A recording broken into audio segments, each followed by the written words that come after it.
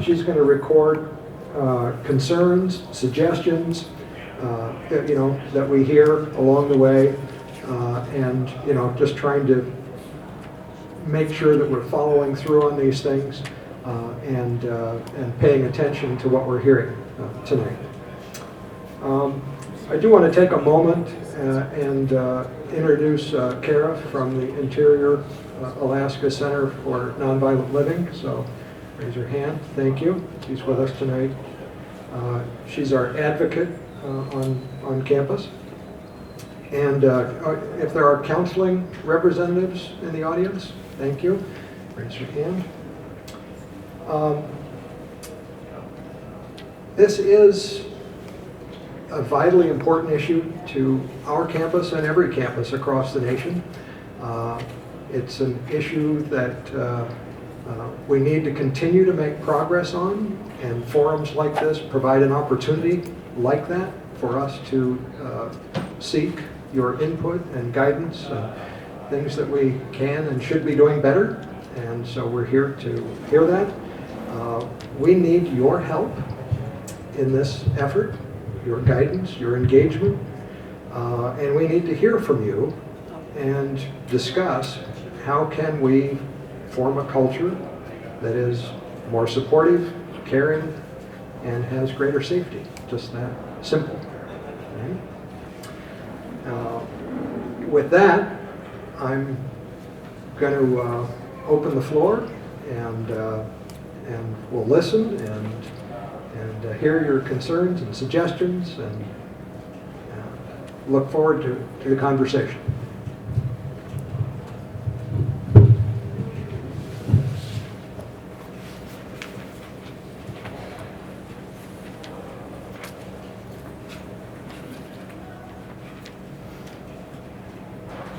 I am very heavy-hearted after having read every word of the report from the OCR.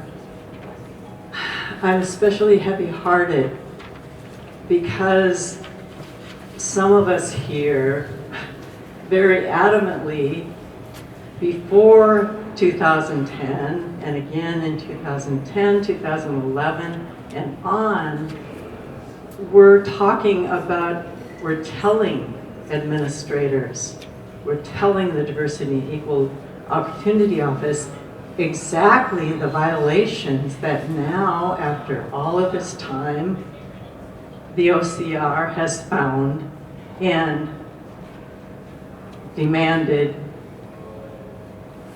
rectification and improvement on.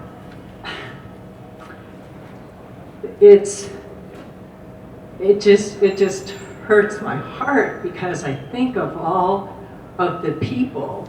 If there had been someone listening and dealing with it in all of those years, how all of the bad handling that is now come to light could have been dealt with before people's lives were impacted, before people's careers were brought to screeching halts. It just makes me wonder how we can ever trust, because some of us know that we have been saying the very things, how we were out of compliance. How can we trust that something's going to change? And particularly, as I followed the links from the email today and saw that there is, in the Diversity and Equal Opportunity website, that there are people listed who aren't even at the university anymore, listed as people who we could call for help. I just wonder what are you going to do to listen from now on and to fix things?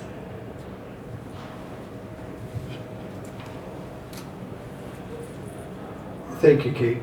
I certainly feel I read the document at length, just like you did, felt the shame like you did. Disturbing reading, very plainly. We have to start forward from now, though, right? Right? We don't have time travel, right? If we could fix that, we would. We have gone back in those cases. We've reached out to the complainants in those cases. We've imposed sanctions on those past cases, just so you heard that. You know, too little, too late, very plainly, right? We all feel that. But we have gone back and offered those counseling services. We have, and we've been taken up on them in some cases, and we have imposed those sanctions. But really, the focus needs to be on, you know, while we feel that shame, that's the motivation for how do we move forward from here, right? And we have to do that. So I certainly heard what you said, that we have on the website names of people that are no longer here. That clearly needs a fix, and I'll ask Amy to make sure that that's recorded. That's wrong. You know, we've got to have that right. So I get it. You saw Chancellor Powers stand up and apologize for those earlier cases. Many of you were here. I wasn't here when he did that, but I certainly am aware of it. I've talked to Mike about that experience. We've made some progress, let me say, and I can be specific about where we have made progress. We have much further to go, and that's part of the reason we want to have this dialogue tonight. All right? So let me just list a few things that we've done since that report was when that investigation began, right? The compliance review began. So we generally don't have cases, well, we don't have cases falling through the cracks anymore because we've implemented the Maxient software system to track cases. So we do know now what happens on each case from beginning to end. That's something we didn't have before, and things would fall through the cracks in those earlier years, and that shows up in the findings document, right? Okay. So there's an example. We have training for all faculty, staff, and new students, right? That's something we didn't have back then. Right? We have the green dot training for active bystander training, right? So we have much greater awareness across the institution for things like that. We have nationally trained Title IX coordinators now. We didn't then, right? So we have made progress. There are still things that we need to do. We learned from that report very plainly that we're taking far too long in some cases to complete cases, right? That's clearly a target for us. One of the examples of a target is improving the completion of investigations and the student conduct review in a timely fashion. Just so you've heard it, we complete more than 3/4 of those cases in under 60 days now, and have for the last year and a half, okay? We need to move that other quarter of them through faster. Right? We're adding positions to both Title IX and the Dean of Students Office to help facilitate that. So those are actions that are being taken now in response to some of those things. So with that, I'll give others an opportunity to see if there's any charge. But I really feel the pain the same way you did. It was shameful to read that, right? I get it. Anything else?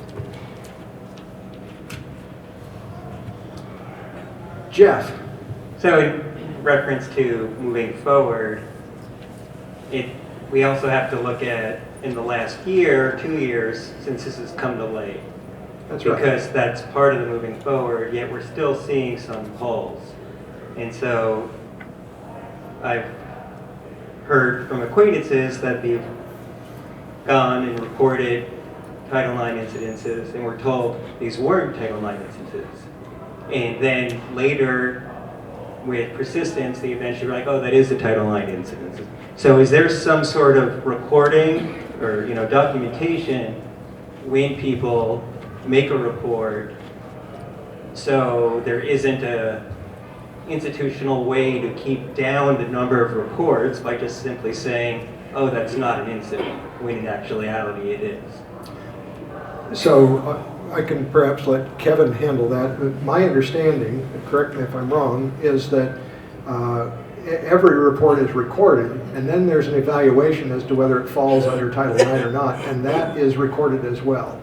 All right, so go ahead, Kevin. So every call we get that or complaint that comes into our office is evaluated, and we document that. We document our evaluation process, and we document our determination. A lot of times, if complaints don't meet our level or our purview, what we do is transfer them off to the appropriate person to handle that. And sometimes during that conduct, something that originally wasn't reported might come up. And then we reevaluate that information, and then we'll kick it back into our lane so we can investigate it further. But that whole process is documented now, where originally it wasn't.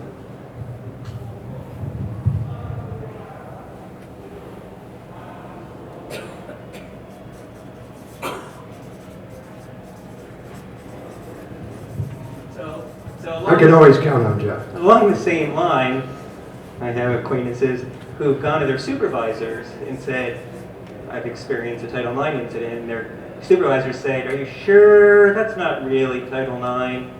So additional training for supervisors, because to me that's a Title IX violation in itself. That they shouldn't be the judge of what is and what isn't a Title IX violation, and they should move that over to.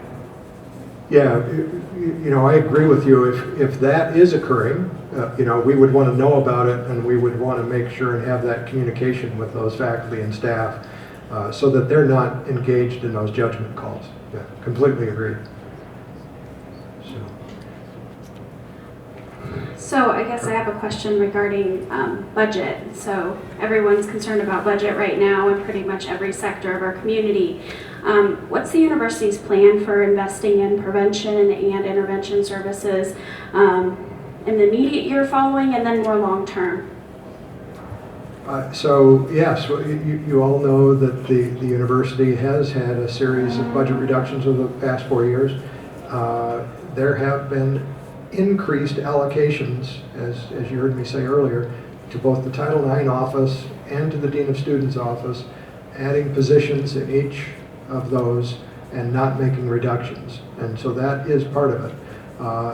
Related to that is we also brought back the Community Service Officer program, and that is up and staffed and operating again. And so those are demonstrations that safety is and responsiveness is an important part of what we're trying to do, even during budget reductions. So.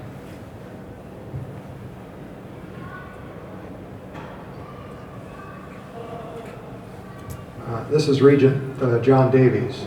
I think I just wanted to read to that question too.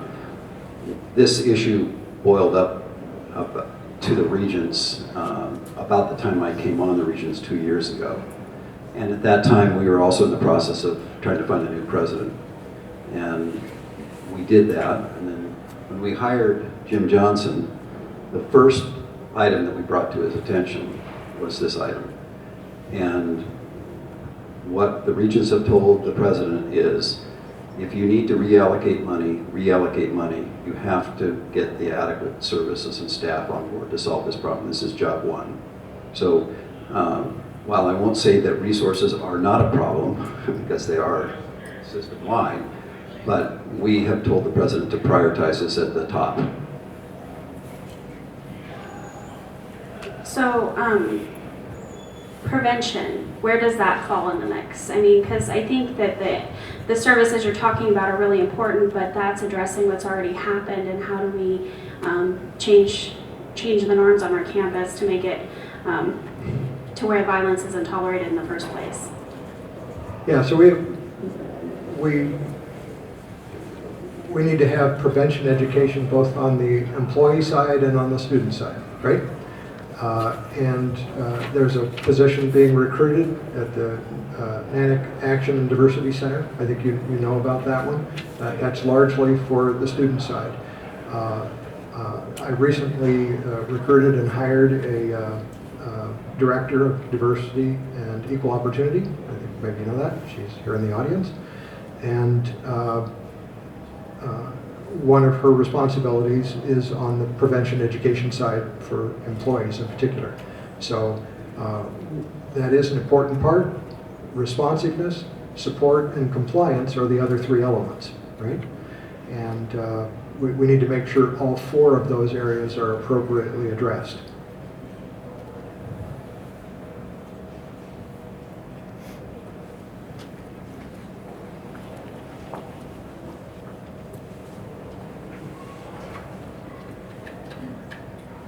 So, my name's Georgia again. What Mike Powers did was actually pretty exceptional and phenomenal as far as coming out in the open and saying that. It was unheard of. Yep. And I think that in a lot of ways, you know, people still want to see that kind of phenomenal action being taken. And so, like, what are other universities not doing that we can do? And how do we take those next steps that are a little bit more than what's been given to us in this agreement? So, you know, I have some specific targets in mind that I think we need to work on. That come from, you know, my brief experience in this role and input from others. One thing I would really like to see is, for example, greater transparency. And I've talked to everybody here, and I've talked to university relations as to how we get there. We have not communicated, for example, that we did 6 expulsions and 5 suspensions of students last year, right? That's an element that we should be communicating regularly to show you that we are having an impact, we are concerned about student safety, right? And we're taking action related to that, right? So that's an example. More transparency on the process is important as well. It's very clear to me that students don't understand the stages of the process, the investigation, the student conduct administrative review, the appeals process, and who and how those final decisions are made if and whether there are sanctions imposed on a respondent in a case. So transparency is one of those clear things that I think helps in the conversation. And that is handled very differently across the nation, that level of transparency. And I think that's one of those things where we can stand out, much like you just described, at the national level by being more transparent, right? So that's one. You heard me mention the time for completion. Getting those down and focusing on that target is certainly one of those. The other major one, of course, is being responsive and supportive as a community, right? Being aware, being engaged, keeping this conversation going so that awareness level, the prevention element, and the responsiveness element are dealt with as they should be. So, anybody else want to speak to that?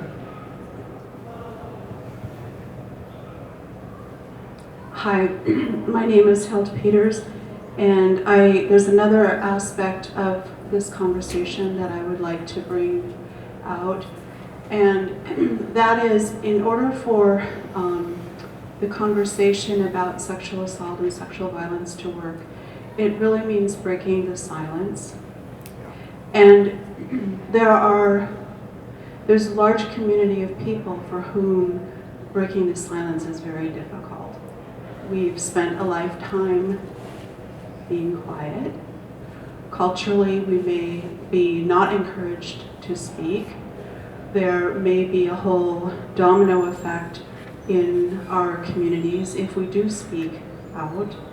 And coming into a town forum, while it's good for presenting information, this is really not a safe place for people who have not been able to process their memories, or even if they have, to walk here and to grab the microphone and speak.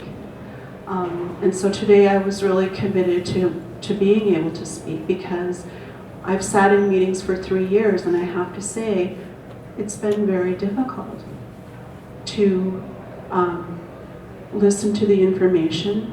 The words are violent. And to listen to other people soapbox, all the while I'm not knowing how to process this information because they're speaking about it. Things that some of us have kept quiet for a very, very long time. And I'll segue that into now, as a responsible employee, when people come to me with their trauma, and I'm still working through my own trauma, and the pathway isn't necessarily clear, it can be difficult. And I know that I'm not the only person in this system with this story or this experience.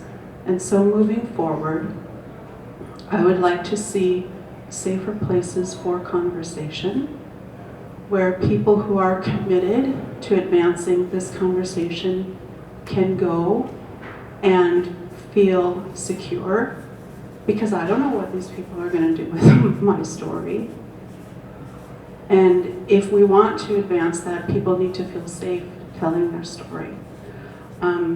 The other thing would be is that as a supervisor, I do need more information, and I need a little more training in how I respond to things that come across my desk, because things are changing very rapidly and I don't always have the latest information at my fingertips.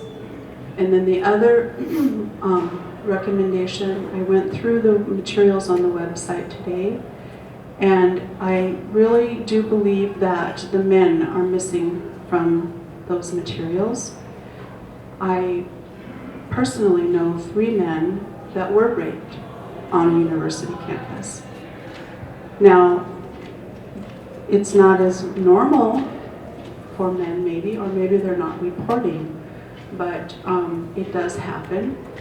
And I do believe that there should be better information available so that men feel like they can have a safe place to report. Thank you. Thank you, Hilda.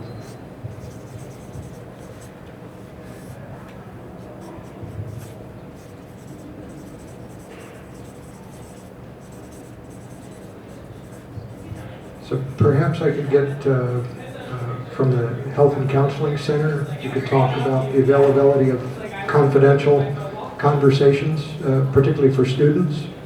That would be useful.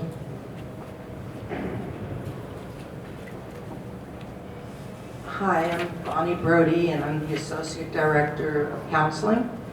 And I'd like to say that any person who has been the victim of sexual assault, domestic violence, or any kind of assault, who is a student, can come in and get free counseling sessions at our center. Additionally, if an employee needs to come in 1 or 2 times for resources or assistance with getting help until they can get to their employee assistance program person, they're welcome to. I'd like to say that of the women who come in, more than 50% of them, in my estimation, probably more like 60%, have at some time been a victim of sexual assault or are current victims of sexual assault. And there is a culture of silence. They are frightened, they're terrified of going to administration, bureaucracy, police, because they have imbued into their own consciousness the feeling that they are helpless, that they will be punished for what has happened to them. And because of confidentiality, we cannot report. And so the whole culture needs to change. Women especially, and men too, who are more afraid to report, need to feel supported, need to feel that there is a place to go where action will be taken, and they will be validated and treated with respect and support. Thank you. So my name is Kara Carlson, and I am the advocate here at the Resource and Advocacy Center, and we provide services to students, faculty, and staff here on campus, or anybody who's affiliated with campus who has experienced domestic violence, sexual assault, or stalking, or has been impacted by it in some way. And we serve both men and women, and we are also a confidential resource. So I am actually not a university employee. I'm employed by the Interior Alaska Center for Nonviolent Living, but my office is actually right around the corner over here. And we're staffed limited hours during the day right now, 10 to 5 on weekdays and 1 to 4 on Saturday. But our phone number is 24 hours, and so if you call and we are unavailable, it actually routes over to our main center where an advocate will answer 24 hours a day. So I would encourage, if you know anybody or if you have any questions, please come and see us. We are not required to report to Title IX as well, but we can help somebody navigate that system if they are wanting to report, or if they're already involved or have questions about what reporting looks like. And we're also free. I just wanted to add that Student Health and Counseling has a 24-hour answering system staffed by licensed professional counselors, and our hours are 8:30 to 5, Monday through Friday, and our answering service with a counselor is 24/7, and if it's an emergency, one of our own call counselors will be notified and will be able to speak with someone 24/7. Hi, my name is Laura McCullough, Dean of Students. And one thing I wanted to chime in on what's additionally great about having Kara here is she can contact my office and ask for an extenuating circumstances letter that I can send to the faculty for a victim or a complainant that does not want to go any further. And that's and that doesn't mean I don't get any information, but I can assist that person. So that's one thing that I think is really a great addition with having her here.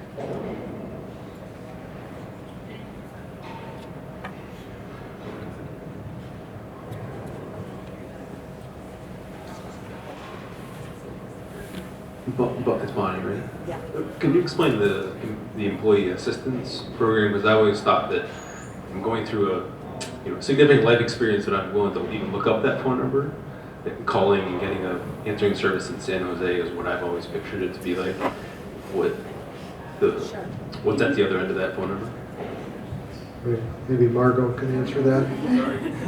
Hi, I'm Margot Griffith. I'm the Assistant Director at HR. And the Employee Assistance Program is a 3-tiered resource that folks can call. They will get somebody immediately. They are a licensed professional, and they will connect you either with someone within their program there to work with. They can connect you to a community resource that we also have. Yes, it is specifically for employees. But they will offer 6 free counseling sessions per incident. And then there are also resources online that folks can utilize.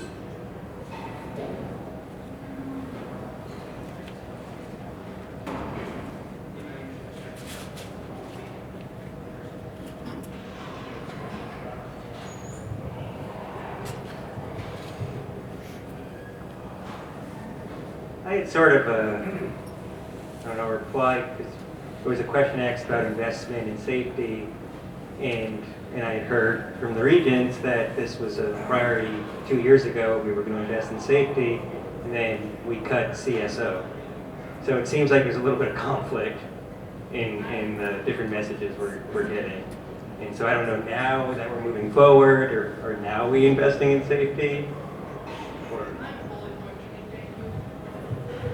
So Jeff, I wasn't here when CSO got cut.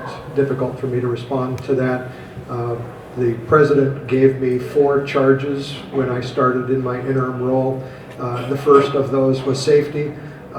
And I said, okay, what's going on in safety? They said, well, we recently cut CSO. I said, you need to bring it back. So, you know, I'm doing what I can there. That seemed like a clear thing to do as part of that charge from the president, and of course, focused on a safe campus. So, you know, I took the action I could at the time that I had the authority to do so. I expect that when a permanent chancellor is hired, they will get the same short list, let me tell you. Because the regents have made this clear that we're going to keep working on this and seek continuous improvement in this area. So.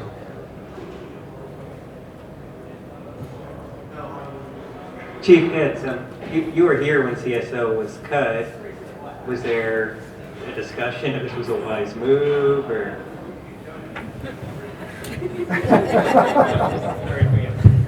Might get a biased response. There was plenty of discussion as to what was going to be cut from the police department. Almost our entire budget is personnel, and so there was the decision being made between the CSO program or police officers. And in addition to the CSO program getting cut, that didn't completely fulfill our budget requirements as far as cutting the budget went. So we additionally got rid of the deputy chief's position. We cut the lieutenant's position and sent it back to patrol at a pay cut. And we cut the investigator's position and sent it back to patrol at a pay cut. So there was cuts across both police and CSOs. And then fortunately, the chancellor and vice chancellor came up with money to bring the CSO program back. No.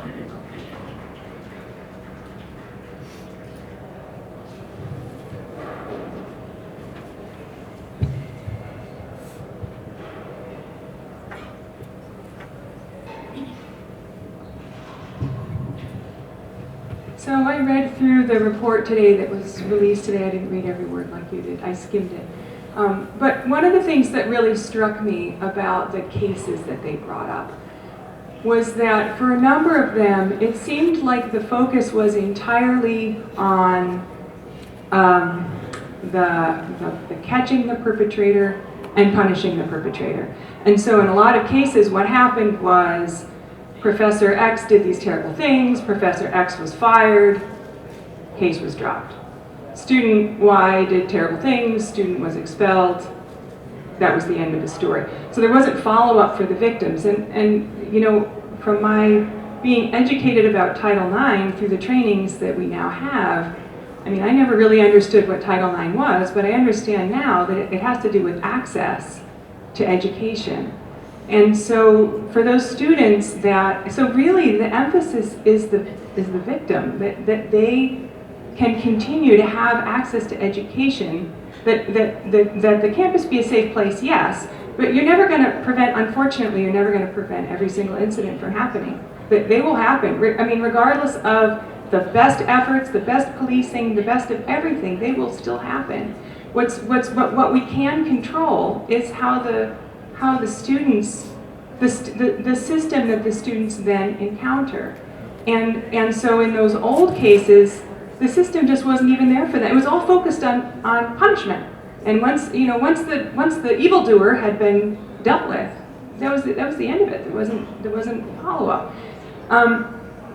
You guys have taken some very public heat this fall for the handling of a case through Facebook, and I'm not close to that at all, but I did see some of the reports, and the complaint was that student was not getting timely responses, that the student was not feeling supported, and that's happening now, and that's happening under our watch. It's not happening in the past.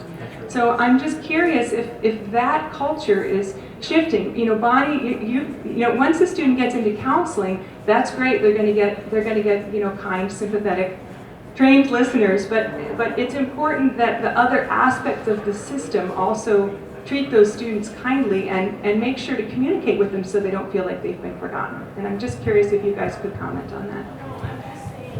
Yeah. I expect several of us will want to comment on that.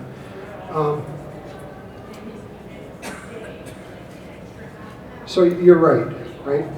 We all know this case that's been very public and on my watch, right? In fact, it happened 2 weeks, almost to the day, on my watch. So I had a steep learning curve, no excuse, let me make that clear, but very short time span. Title IX does talk about the complainant, right, and being responsive and supportive to the complainant, right? And I do believe that we need to be more proactive in our responsiveness and updates, what's happening in your case, are you getting the support that you need, being more proactive on that. I will say, very consistently, the same collection of what we refer to as remedies are offered to all complainants. That's consistent now.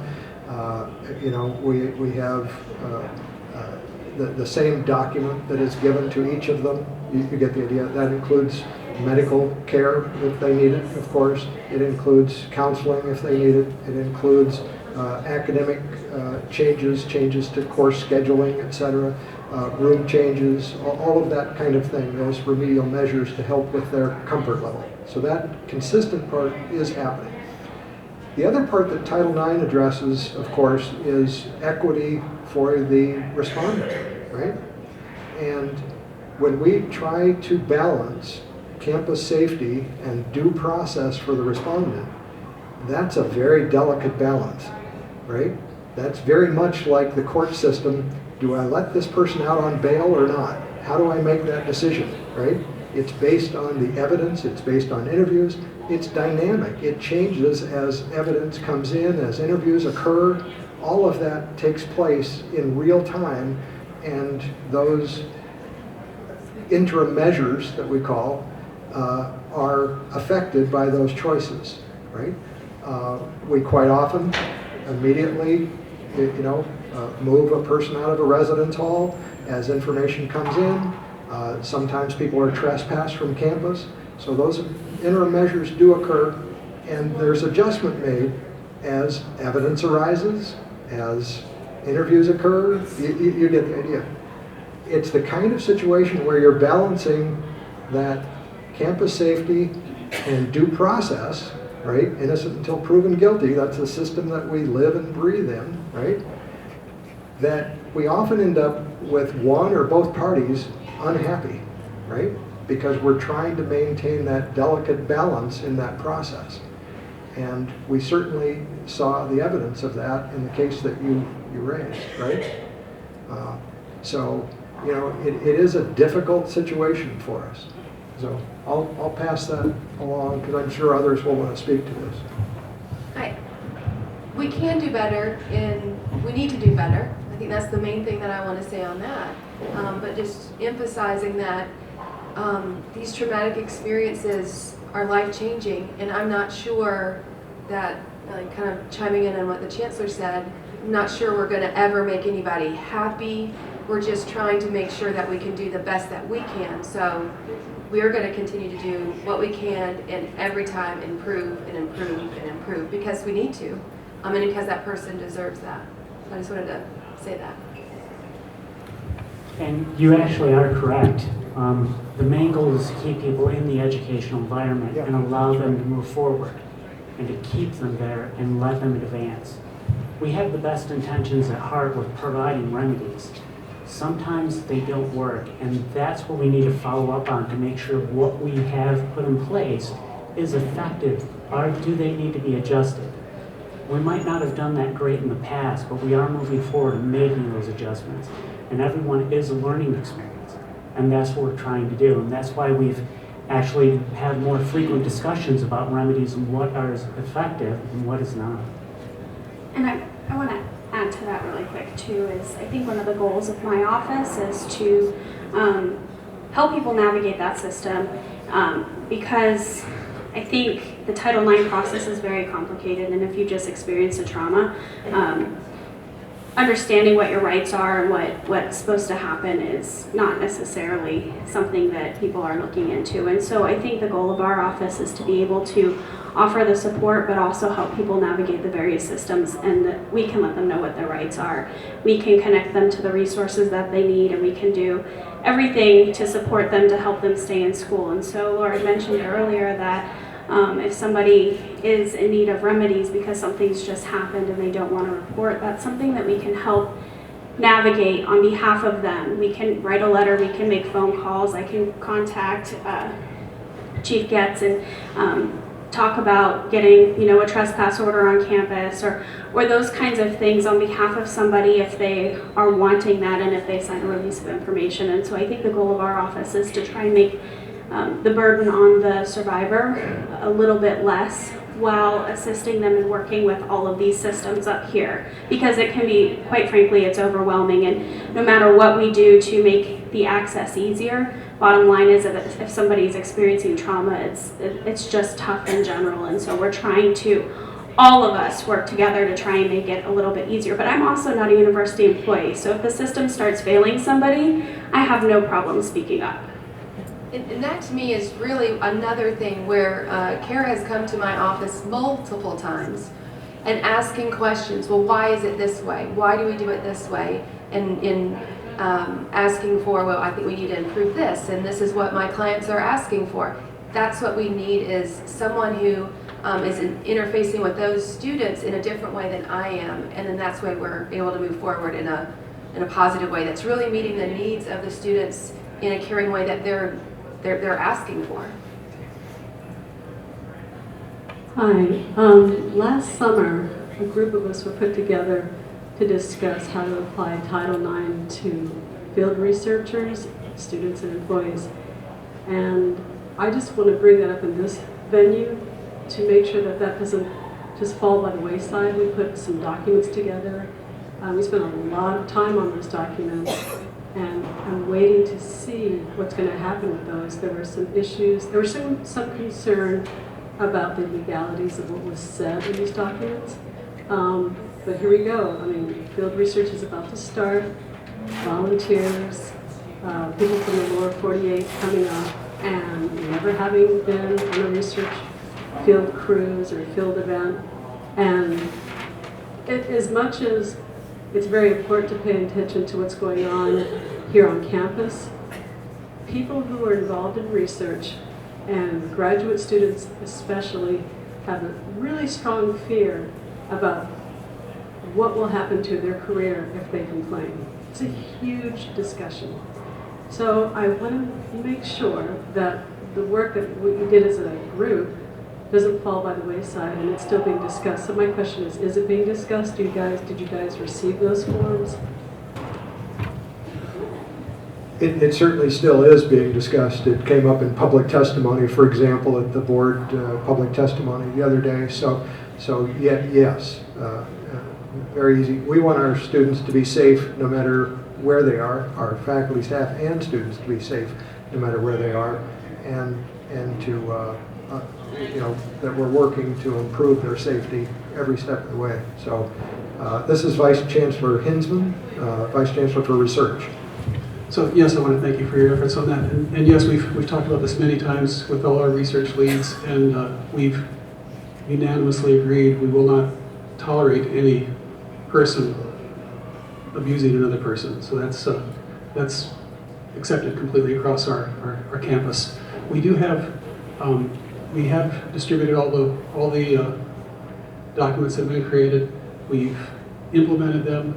I don't know exactly what you're talking about specifically that hasn't been addressed, but I thought we had addressed every single issue, and I'll look at it some more, and we will make sure that everything does get appropriately applied.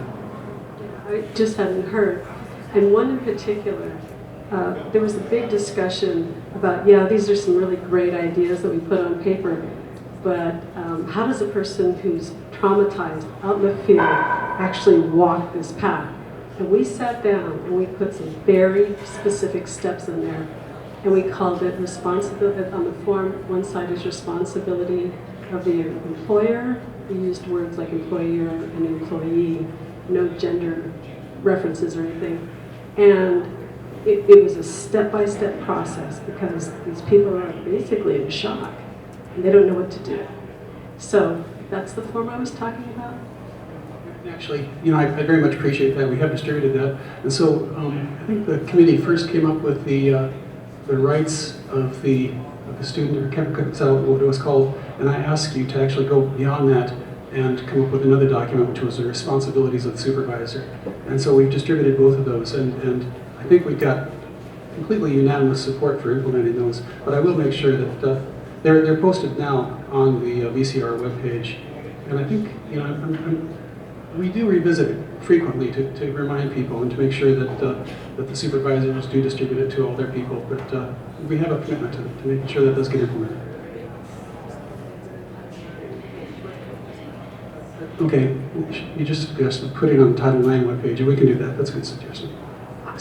I had the chance to attend, Jeff had asked me to, or invited me to come to a meeting, and I can't applaud enough the work that you all did. It was amazing, and it was eye-opening to me to understand the complexities of field research and what somebody could experience out there. I had been doing a lot of Title IX training, and then I went to this meeting, and it was like, oh my gosh, here's a whole nother world that I didn't even know about. And that's the complexity of this topic. It's like the minute you think you have one thing kind of figured out, there's something else. But I just applaud your efforts. It was amazing. They also brought up a great speaker. So there's a lot of work going on this campus with this topic. So thank you. I was glad to see that. So I'm looking at Jeff, so I'm just going to agree with her. Give me a nod if we're in agreement.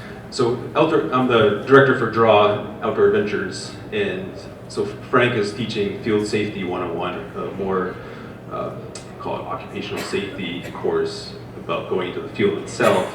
And we just coordinated with Francis, and we just have to set it, Francis with Environmental Health and Safety and Risk Management, set a date for part 2 of that Field Safety 101, which incorporates a lot of this, the Title IX piece, the rights of the folks in the field, both employees and supervisors, and making those courses available for researchers, PIs, et cetera, to sign up. And the Outdoor Adventure program is just the housing those courses and coordinating the sign-ups, et cetera. So they're doing aviation safety and swiftwater rescue as well, but doing the step 2 to that field safety. And then I had a question for maybe a softball Steve, and give folks maybe a chance to think about part 2. But what's the breadth and depth of the CSO program today, and what do you see it preventing? And then while you're answering, do you, for the case that got a lot of attention this previous semester, do you have like one nugget of, if I could do that again, I would do it differently, and this is what I would do differently? Is a way that we can help with that piece? Okay, for the CSO program, we're back to where we were approximately 2 years ago before the cuts began, and we started drawing down the CSO program. So we're back up to 9 individuals currently. As of today, we're hiring 1 more. They work from 7 a.m. to noon in the mornings doing the unlocks of the buildings. And at night they work from 6 p.m. until about midnight doing the lockups of the buildings. Additionally, they've taken over the vast majority of their old duties and responsibilities, which included actively patrolling the campus, being another set of eyes and ears for law enforcement, right?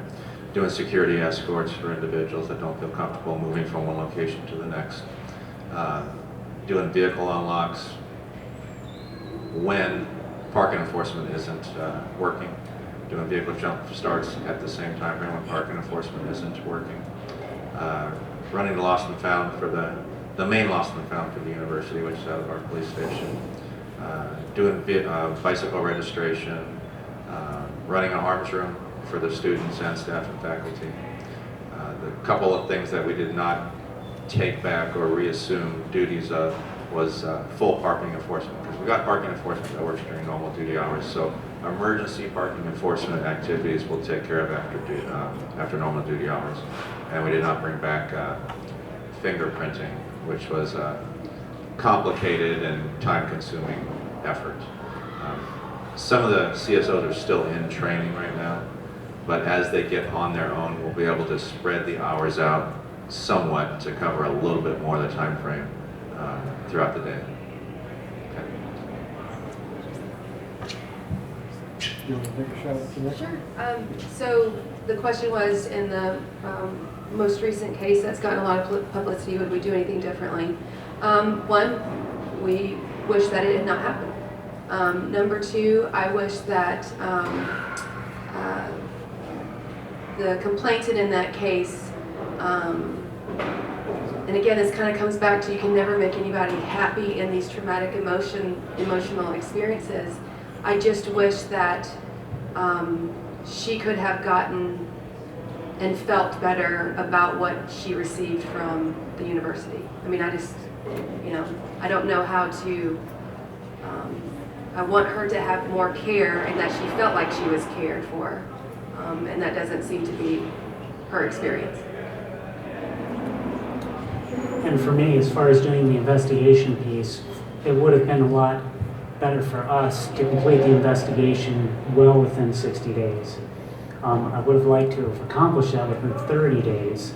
That way it would have provided a lot more answers, and left people informed. Is there a resource that prevents that, or does it just take time? Is there a resource that prevents that, or is it just A resource that prevents the going less than 60 days? Nothing really prevents it. It's basically the complexity of the investigation. So we did have staff turnover during that time, right? So many of you know that. You may not know that we reached out to UAA and they loaned an investigator to us that helped us in some cases. We also contracted with a local attorney to provide additional support for investigations. So, it's not, even when we have vacancies, we try to cover them through our partnerships with our sister institutions and through private contracts. So, we're working this, and that's not always well known.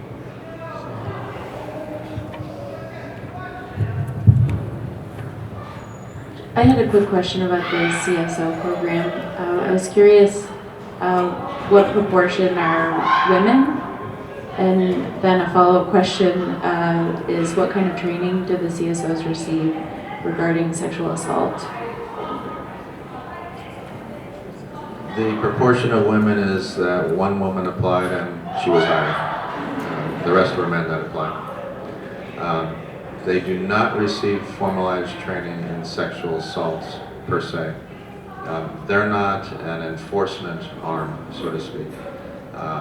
But they do receive generalized training in that if you see a crime, suspect a crime, or a suspicious thing going on, to contact law enforcement so law enforcement can respond to address the situation. And they're also trained to keep an eye on the situation until we arrive. So generically, that's the type of training they receive.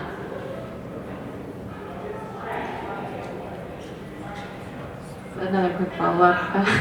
So are there any other peer leaders? I know that RAs, I imagine, get pretty extensive training in terms of that, but that are linked to the CSO program. I'm just curious what kinds of support there are for peer-to-peer relationships and resources. Well, the CSOs are actually co-located with the police department, and by virtue of that, they see what we do. They learn what we do over time. They like to do ride-alongs with us, in fact, when we're out on patrol. We answer any questions that they might have, but we can't divulge confidential case information to CSOs. Like, we can't get them to help us with the investigation. But by virtue of their being co-located with us, they're learning a lot. But a big part of the CSO program is they're taking care of things so that the enforcement officers have more time to focus on that. So that's a big part of their role as well.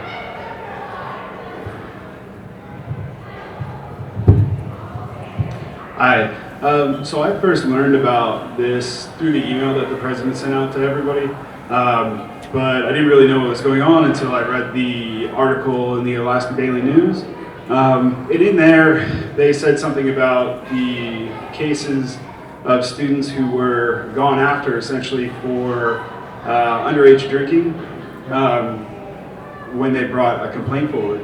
I have a couple questions about that. One, well, the first one's not really a question, but I find it disappointing that the president didn't mention that at all in his email. But also his response, or what he submitted to the paper, was that the policy had since changed. So when did the policy change? What brought about that change in policy? Where can we find that policy now as it stands? And what's the language of that? Because obviously that's a horrendous thing to read and see that something that's already difficult for people to report are then going to be essentially chastised or worse by the school.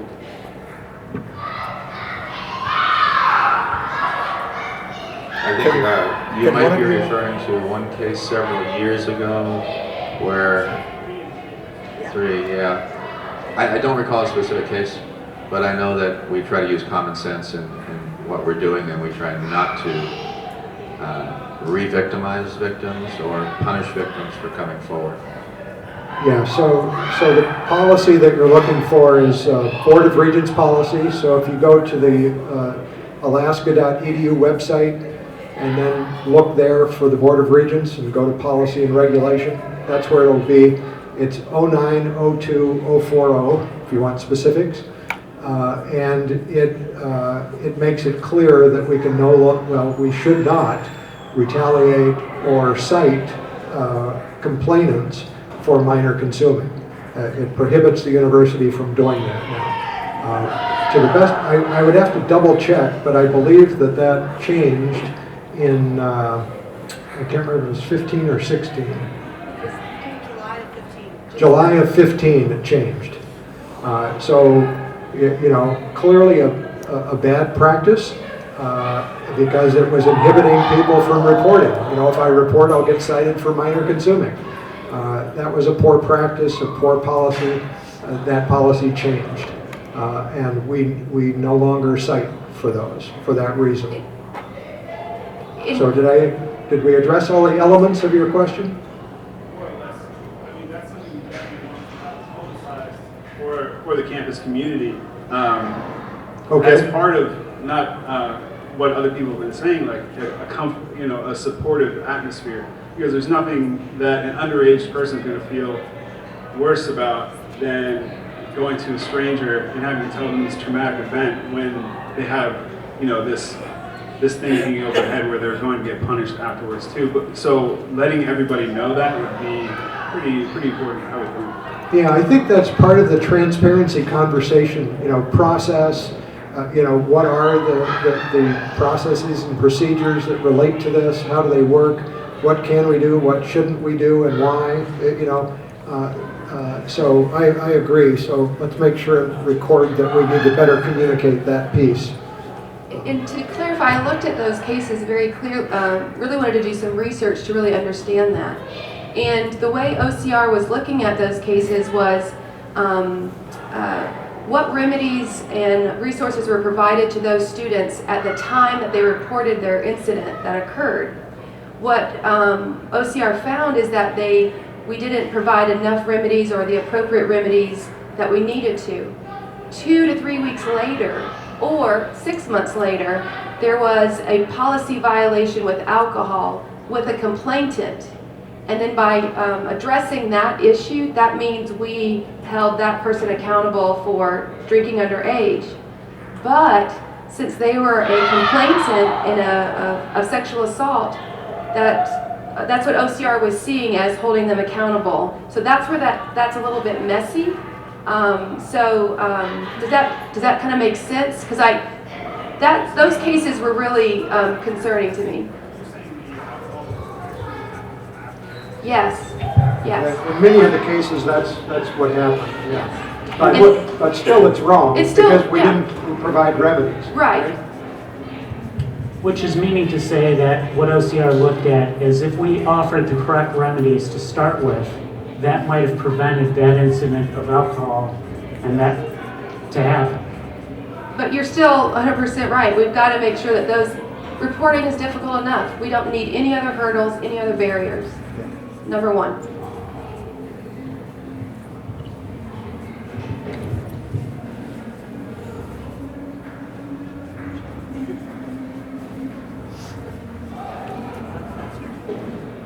Hi, I'm Amber Caglin. I'm the Director of Student Conduct and Ethical Development on our campus, and I work with Laura in the Dean of Students office. And I just wanted to clarify for you, that policy is called our amnesty policy. So if someone's involved in an incident where there's a minor consuming issue or some other minor policy violation going on, the more important issue is the assault. That's what we want to focus on. That's what we want to take care of. We want to provide those remedies and resources to those folks. We don't want to go through the conduct process for a minor consuming or anything like that. So, just so you know. One in the back. Yes, I guess this is kind of on the same topic, but instead of the drinking side of it, but if there's a domestic abuse situation, does the law require that both people are arrested, or is it, do you choose, or do you go through the process right there to figure out who is the main aggravator? In any domestic assault investigation or case, we determine who the primary aggressor is. The primary aggressor is generally the individual that's going to go to jail. If there's any doubt, right, like let's say it's a mutual combat type of thing, we're required to, we can't just walk away. We're required to consult with the district attorney's office as to what they want to see happen, okay? And in instances, they will say, arrest both of them. In other instances, refer the case, don't arrest anybody. So, but as a general rule, primary aggressor is the one that's going to go to jail. So I just wanted to clarify that the amnesty policy is part of the Board of Regents rule, and I wanted to know if Title IX provides a similar amnesty policy for any schools that subscribe to Title, or I guess they're not subscribe, but do they offer similar policies for the victims who are reporting? So the OCR provides guidelines that says you should have such a policy, such an amnesty policy, and University of Alaska Board of Regents policy reflects that.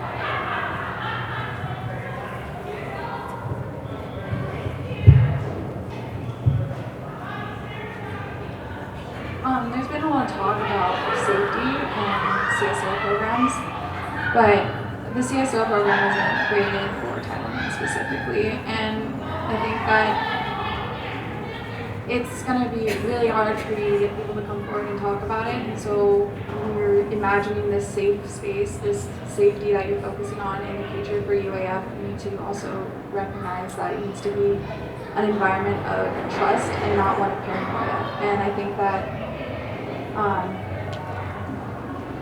you also should involve the groups of people that this is mostly affecting, which is the students. And the CSO program is great, but there's also a lot of other avenues that can be taken to involve students in this program to really get at the base or the beginnings of where this starts. And so also that should be a priority. We agree. We have a Title IX advisory committee, has student representatives on it. And we encourage active participation on that group. So we completely agree. Other forums like this, if you have other specific suggestions, very, very happy to hear them. So I see Colby Friel is here from ASUAF. I go to their meetings, talk about Title IX, so that's another venue I use to reach out to students on this issue. You know, any suggestions are welcome as to what we might improve. That's why we're here, is to hear ideas like those. Hi, I'm curious, Maya Salgan, I'm in the Theater and Film program, and I'm curious if we've had a conscious effort to include curriculum as regular courses for our students. I find many of my students don't have healthy relationships at home to model their future on, and there's a lot of questions, and they don't necessarily have somebody that they can turn to ask very blatant questions to. And so as a faculty member, I find that these conversations kind of take place behind the scenes, but it seems like a more open opportunity for students to be in a place where they could be asking the questions that they want to in a confidential environment with peers, faculty, other mentors, maybe an option. I don't know if we have anything formally about that. I would say, other than the Green Dot program, that's an opportunity for conversations like that. And perhaps I'll put Kobe Friel on the spot since he's just arrived here back here. You know, we have Haven and alcohol.edu training requirements for students. It's you know, software based, online. The ASUAF students wrote a resolution, asked for in-person classes as an option, and I responded to that. I'll let Colby speak to it because it was an ASUAF initiative. So. Sure, happy to. Thank you, Chancellor Thomas. Well, perfect timing then, yes. So as the Chancellor said, we had heard concerns about Haven about more that can be done, you know, more effective methods of educating people. And a common concern that, or idea that we heard was the idea of some sort of College 101 or some sort of in-person or online course directed at these issues. So that was a certain concern that rose through the students, and we were able to culminate that into a resolution. And as the Chancellor said, we received it, and we're working towards it now. So that is something that's already moving, and I'm happy to see that happen. So the intent is to have a one credit course available this fall. That takes faculty senate action, as you might guess. So we've asked for you know, progress on that front. And that way students will have the option of in-person or the online training if the convenience factor outweighs the in-person motivation for them. So.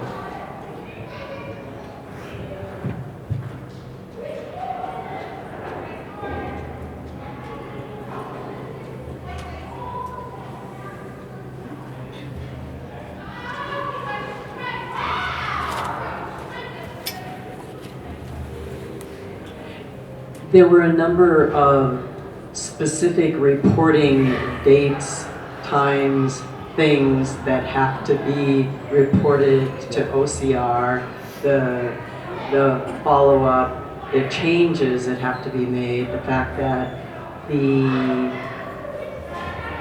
Regents policies, the Title IX policies, that they don't all mix appropriately, that they are confusing, that it's difficult. So anyway, there's a lot of things that that the university has to report back to OCR about. How will those of us in the community know about how that reporting is going? Will we see any of that? How will we know that all of the things that OCR is saying need to be done are done? That's a good question. I'm not sure that we've discussed that. Some of it will be very plain. For instance, there's a requirement that climate surveys have to be conducted and reported, and so you all will experience those climate surveys. All right, so you'll know that some of the things are definitely happening. You certainly will be able to check to see whether policies have changed or not in board policy and in university regulation, because the dates of the most recent changes occur right on those documents. All right, so those would be examples. Will we advertise those? I think that's worthy of conversation and discussion. So, keeping you informed. The clarity issue that you raised, Kate, the key element there is we have student policies and we have employee policies, and those are distinct. And OCR said, we had to look in more than one place, and so we can still resolve those and make them more transparent by having them in two places. But that's an ongoing conversation with OCR, I'll say. So, did I answer your question? Okay, thank you. But it's a very good question, and I think getting the word out there, what are we doing, and again, that's one piece. Compliance is one piece. Responsiveness, support, prevention, education. We just need to always keep those other things at the forefront as well.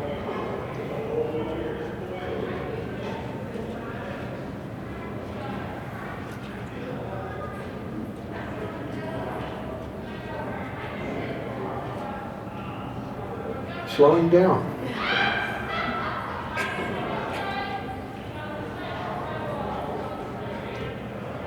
Shirley, can I put you on the spot?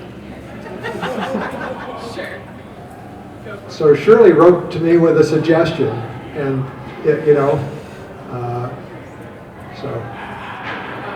the trauma informed.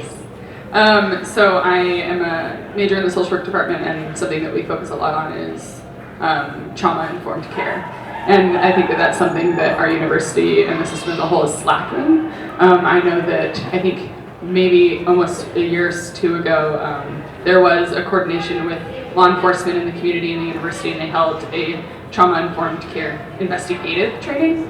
And that was to how to be trauma-informed going through the investigation process, but not necessarily through like the student conduct process or working with an advocate.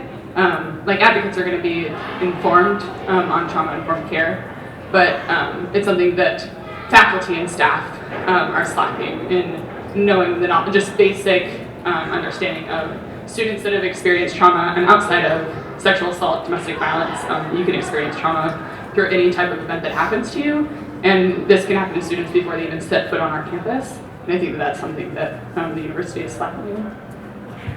Thank you. And I think when I went through that, I was very surprised at what I learned, and it really changes your perspective on, maybe your preconceived ideas about how we're all supposed to respond to a traumatic event. It's a great program, it's great training, and I would agree, we need that. Thank you. Didn't mean to put you on the spot too bad there, Shirley. I'd like to point out a potential hole in our safety net. We had a field safety committee. We're addressing things on campus, but there's all sorts of classes, all sorts of field trips that are off campus, but there's no policy, universal policy. If you go and you camp out with students for a month and they're sleeping in their tents, where's the protections? Who's maintaining what's legal and not legal in terms of substances, and so on. And I think that's something that needs to be addressed before this summer. Thank you, Jeff. You note that one for me, Annie? Thank you.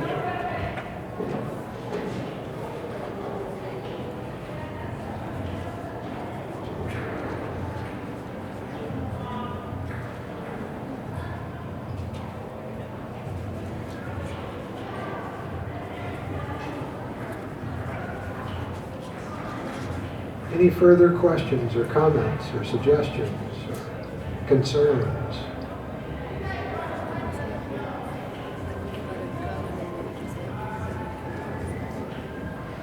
Yeah, so good suggestion. So Dean McCullough suggested that we'll hang out up here for a while if people want to come up and talk individually. But at this point, I think I'm going to say thank you. I sincerely appreciate you taking part, The next time we do this, we want you to bring 5 friends. You know, the input was valuable. We were walking away with some ideas and some things to follow through on.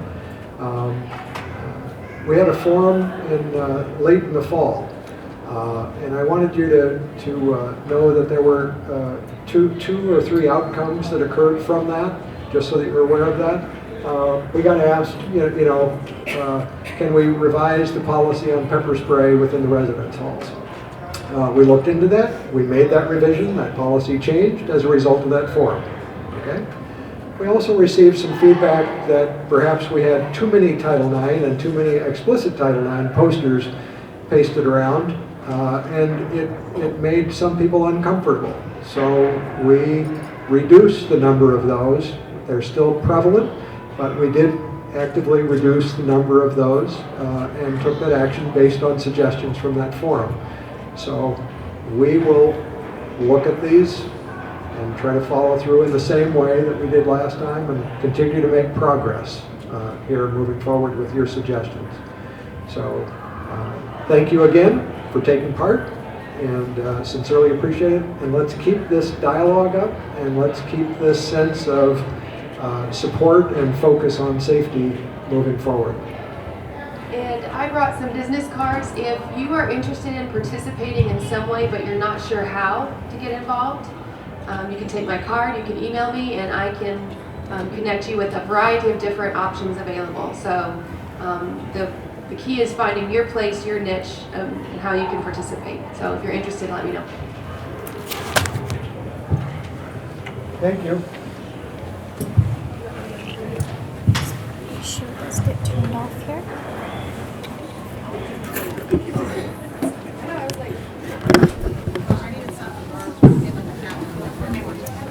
Oh, good, good, good. Okay, so that's the. I just wanted to thank you for those pictures. One of my friends wanted to come to this, but he had class. Yeah, yeah. Did you already get? Yes, about that.